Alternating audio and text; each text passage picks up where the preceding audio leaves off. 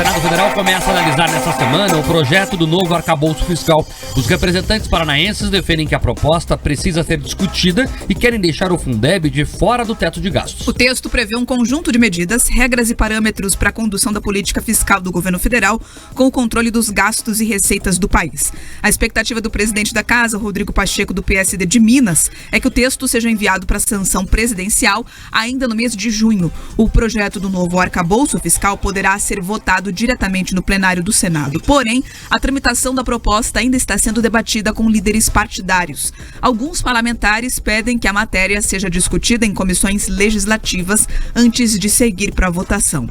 Os senadores paranaenses reforçaram que as alterações no texto realizadas na Câmara são positivas e vão conseguir controlar a inflação e a explosão de gastos planejada pelo governo federal. Entretanto, eles ressaltam que sempre há espaço para melhorar a proposta. E um ponto que tem recebido muitas críticas é a inclusão do Fundo de Manutenção e Desenvolvimento da Educação Básica e de Valorização dos Profissionais da Educação, o Fundeb, no projeto. Oriovisto Guimarães, do Podemos, disse que vê como perigosa essa inclusão, mas que, ao mesmo tempo, o governo federal vai ter verba suficiente para manter o investimento em educação sem comprometer as contas públicas. Eu sou totalmente favorável, sempre votei a favor de tudo que fosse para o Fundeb. E acho mesmo que se alguma coisa se justifica fora do teto, seria o Fundeb. Acho que nada mais importante. Mas quero dizer que por tudo que eu tenho acompanhado do teto de gastos original que veio do Ministério da Fazenda, e também por tudo que li agora do substitutivo apresentado pelo deputado lá na Câmara dos Deputados Federais, esse governo vai ter todos os recursos de que precisa e mais um pouco. Você acrescenta mais quase 600 bilhões que o governo vai poder gastar por conta disso. Tudo isso foi bem negociado, foi bem costurado.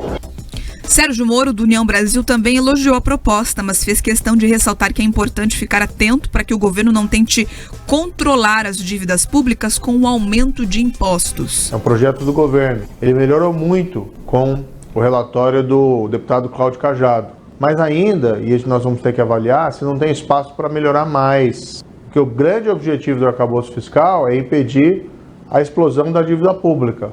E há um grande ceticismo por parte dos economistas de que isso ocorra. Esse é um governo gastador. E o grande problema é que se o governo gasta muito, ele vai querer preencher as contas públicas aumentando impostos. E eu sou contra qualquer aumento de impostos. Debruçar aqui no Senado sobre esse texto para ver se conseguimos melhorá-lo e para ver se ele realmente é um remédio contra a explosão da dívida pública, sem colocar essa carga nas costas do contribuinte, nas costas do brasileiro. Flávio Arnes, do PSB, reforçou que o texto é bom, mas que vai ser importante analisar com cautela a inclusão do Fundeb nesse arcabouço fiscal. Vamos acompanhar. É muito importante termos uma lei clara que defina o que o poder público federal pode investir, pode gastar, quanto que arrecada, para não termos os problemas que tivemos, inclusive no governo passado. Diminuição dos recursos da merenda escolar, diminuição dos recursos da educação, da saúde, não por culpa do governo, mas o teto de gastos impedia esse investimento e a população sofrendo com isso. Por outro lado, nós temos que ter regras bem claras para que haja limite, prudência, planejamento. Esse é o espírito da lei do arcabouço fiscal. A única coisa com a qual a gente não concorda é que os recursos da educação, do Fundeb, estejam dentro do teto de gastos. Isso vai dificultar as ações na área da educação. O senador Omar Aziz, do PSD do Amazonas, deve ser escolhido como o novo relator do arcabouço fiscal. Diferente de Rodrigo Pacheco, Aziz defende que o texto passe por pelo menos uma comissão antes de ir para a votação no plenário. Seria a Comissão de Assuntos Econômicos do Senado. Vamos lá, eu entendo a preocupação dos senadores em relação ao Fundeb. É só olhar para o histórico dos governos do PT. A Dilma Rousseff, em 2015... cortou 10 bilhões, B de bola, 10 bilhões da educação. E o que chama a atenção é que o governo dela tinha como slogan Pátria Educadora. Mas a Dilma Rousseff cortou na época 10% do orçamento do MEC, o que equivalia a 10 bilhões de reais. Então você olha para o histórico do PT, que não tem muito compromisso com a educação, né, tendo em vista esse fato, e eles querem ali proteger de alguma forma a educação, que é uma pasta importantíssima, que é um setor que tem que ter investimentos vultuosos, sim. Então, essa é a preocupação dos senadores. Sobre o arcabouço fiscal, é aquilo. Nós vivemos em um país tão medíocre que a fala é assim, ó, não é tão ruim, mas tá bom porque não é tão ruim. É isso. Os economistas que conseguem elogiar dizem isso. Não, a gente esperava uma coisa pior. A gente tem que lutar pelo melhor sempre. Não me entra na cabeça o porquê que a lógica da macroeconomia não respeita a lógica da economia doméstica, que é simples. Não gaste mais do que você tem. Ponto. Muito se fala e se teoriza e se deixa complicada a discussão, Pedro. Não, porque veja que os parâmetros... Gente, é não gastar mais do que arrecada. É isso. Como é que é na casa da gente? Você não vai comprar nada que o seu salário não pague, porque vai virar dívida e vai dar uma confusão. O governo não trata assim. Não, eles gastam como se não houvesse amanhã, e aí quando a conta estoura, lombo no povo. Lombo no povo, é isso. E o que me preocupa no arcabouço fiscal, entrando aqui no detalhe, é o seguinte: a lógica do arcabouço é que vai aumentar a arrecadação. Essa é a lógica geral do arcabouço. Aí você tem ali algumas métricas, alguns gatilhos, caso isso não aconteça. Mas a lógica é, confia que vai aumentar a arrecadação e por isso a gente vai gastar o que vai gastar. O problema de contar com um negócio que não existe é que ele pode não acontecer. E aí o caos vai se instaurar. E aí, Pedroso, o governo fala o seguinte, ó, confia que vai aumentar a arrecadação. Mas, na esquina depois da aprovação do arcabouço, o governo fala em desonerar o setor automotivo. Eu não tô contra, não. Quanto menos imposto, menor. Até critico a forma como isso está sendo debatido, mas é outro papo. Mas vamos lá. Então o governo fala, vai aumentar a arrecadação, mas ato contínuo, a primeira ação depois da aprovação do arcabouço pela Câmara é, vamos discutir aqui uma desoneração das montadoras, porque a gente precisa fazer lá o carro popular, que custa 80 mil hoje, tem que baixar para 50. Eu não sei, é até meio esquizofrênica essa relação. Você fala que vai aumentar a arrecadação, mas diminui o imposto. E a preocupação aqui com a macroeconomia que está se fiando nisso, e talvez isso não chegue. A política econômica do governo Lula é simplesmente maquiagem e enganação. O arcabouço fiscal que diz que vai cuidar das contas, não cuida das contas. Por quê? Porque não prevê nenhum tipo de redução e os controles são frouxos. Então, quando os senadores falam que tem espaço para melhorar, se tem uma coisa que tem espaço para melhorar, é o arcabouço fiscal. Por quê? Ele dá margem para cada vez mais gastos. Primeiro que eles conseguiram ali um cheque para gastar em 2023. O que traz o arcabouço fiscal é outro checão para gastar em 2024. E as medidas restritivas para 25 e 26 são muito brandas. Ou seja, o governo Lula está apresentando um arcabouço fiscal que não vai ajudar a atingir as metas que o próprio Haddad colocou.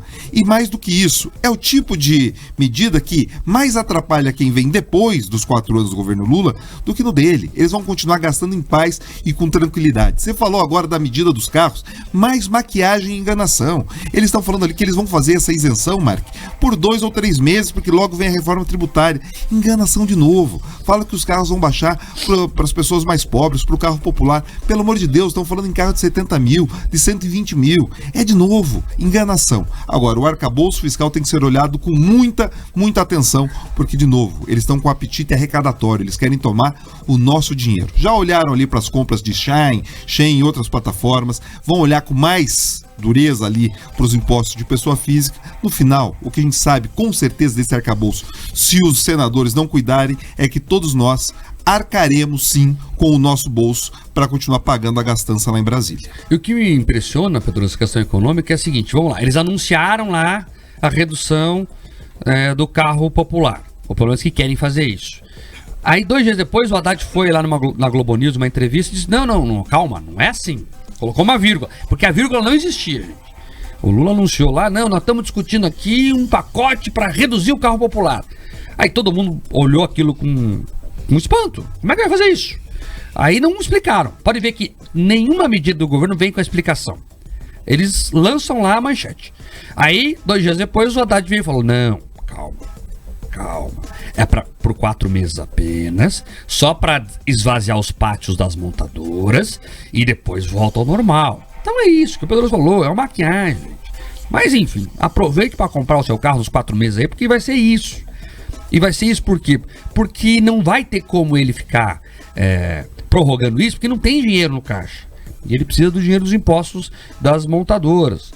E aí, Pedroso, eu fico pensando assim, será que vale a pena? De verdade mesmo. Você vai gastar ali, né, dinheiro público. Quando você deixa de arrecadar, você está gastando. Você deixou de receber. É um dinheiro que entraria e não entra mais. Você vai gastar ali alguns bilhões em verbas não recebidas, né, para atender ali durante 4 meses. Quantas pessoas, Pedroso? 200 mil pessoas no país? Não sei. Temos que ver o número que o governo vai trazer. Mas a minha pergunta é, vale a pena? Talvez a resposta tenha que ser dada pelo Palocci, que avisou que lá atrás algumas medidas provisórias para montadoras serviram para alimentar alguma quantidade de propina ali para o filho do presidente Lula. Não sou eu que estou dizendo, quem disse foi o Palocci. Então talvez ali, para alguém esteja valendo a pena. E é impressionante que o PT não muda, né? Você veja, eles sempre fazem isso, Pedroso. Eles atendem ali alguns setores da economia, pegam ali alguns setores da indústria, dão um agradinho ali, e assim vão indo. Mas não resolvem o problema macro, que é o que se precisa fazer para que o Brasil realmente consiga avançar para um próximo estágio.